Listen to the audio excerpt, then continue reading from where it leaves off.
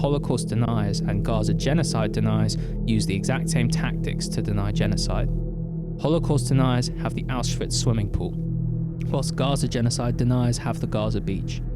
They both take pictures and videos out of context to present a false representation of reality, whilst deliberately omitting the plethora of evidence that says otherwise.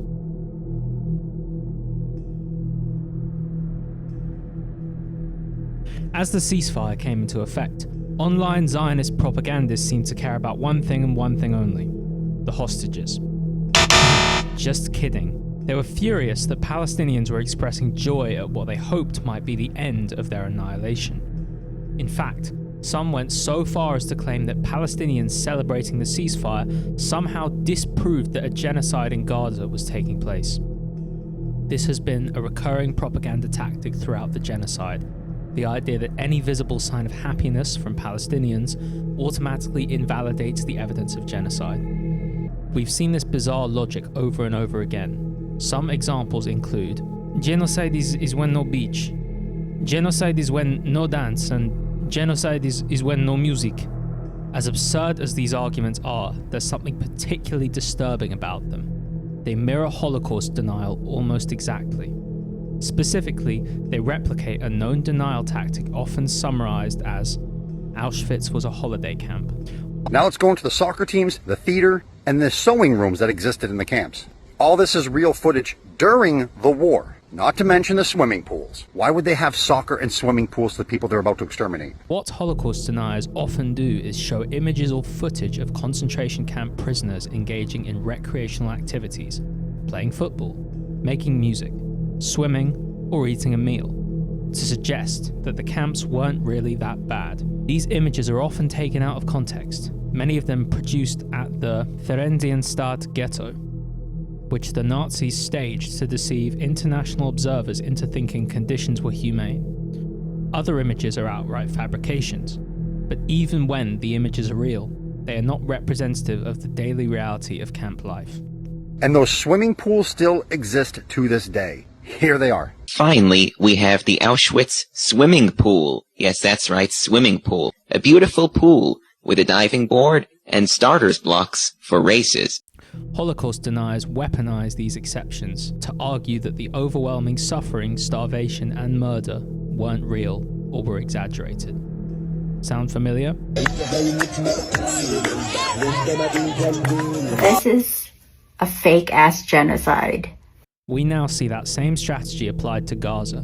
For Zionist propagandists, the beach in Gaza has become what the Auschwitz swimming pool was to Holocaust deniers. A convenient symbol used to argue that genocide couldn't possibly be occurring. For anyone who thinks this is just fringe internet rhetoric, let me show you how widespread and dangerous this logic has become. In April 2024, during a private meeting with German Foreign Minister Annalena Baerbock, Israeli Prime Minister Benjamin Netanyahu literally used footage of Palestinians playing on the beach to argue that there was no famine in Gaza. Baerbock wasn't convinced. She cited humanitarian reports and even offered to show Netanyahu photos of malnourished children on her phone. In what might be the clearest Freudian slip ever, Netanyahu saying, "It's not like what the Nazis staged. We're not like the Nazis who produced fake images of a manufactured reality," referencing Theresienstadt, where the Nazis staged fake images of life in ghettos to hide the realities of the Holocaust. And how do I know this is a Freudian slip? Because Netanyahu knows that the videos of Gaza beach literally crop out the massive refugee camps of tents right beside the beach. These videos were literally made to make the situation in Gaza look better than it actually is, while hiding the horrible conditions people are living in right next to the beach. And Netanyahu clearly associates this Israeli propaganda with the fake ghettos that the Nazis created. Another common tactic pushed by Israeli propaganda, also employed by Netanyahu in his meeting with the German minister, is to deny starvation by showing pictures or videos of food or market stalls in Gaza. It should go without saying that showing a kebab shop or a few children sharing a pancake proves absolutely nothing about the ability to feed 2 million people over a 2-year period.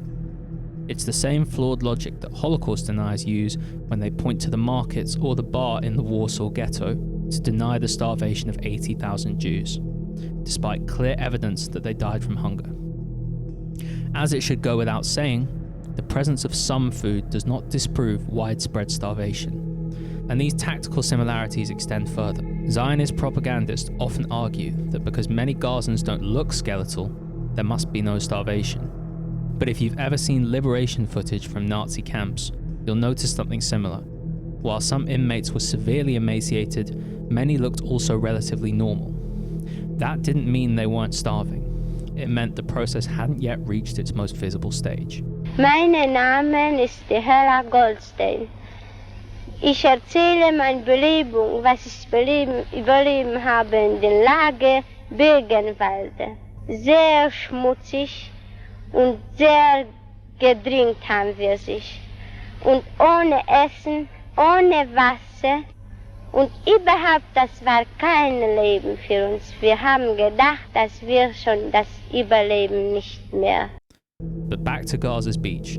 The viral videos of Palestinians swimming or playing sparked an outrage in Israel. The Israeli media and public were furious that Palestinians were enjoying themselves, even minimally, during what was supposed to be collective punishment.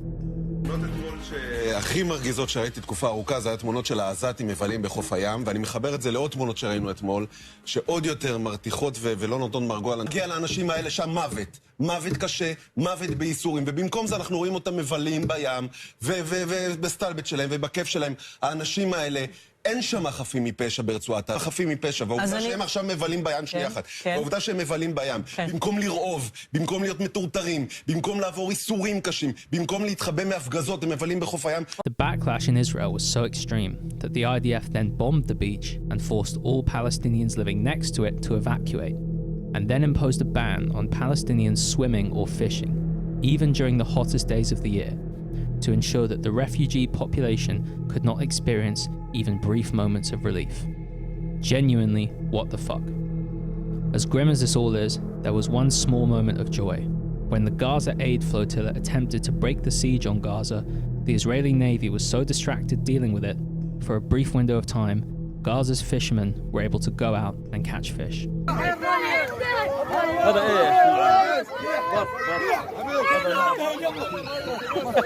بس ولا يحبط يوسف يوسف يوسف يوسف ما شاء الله ما شاء الله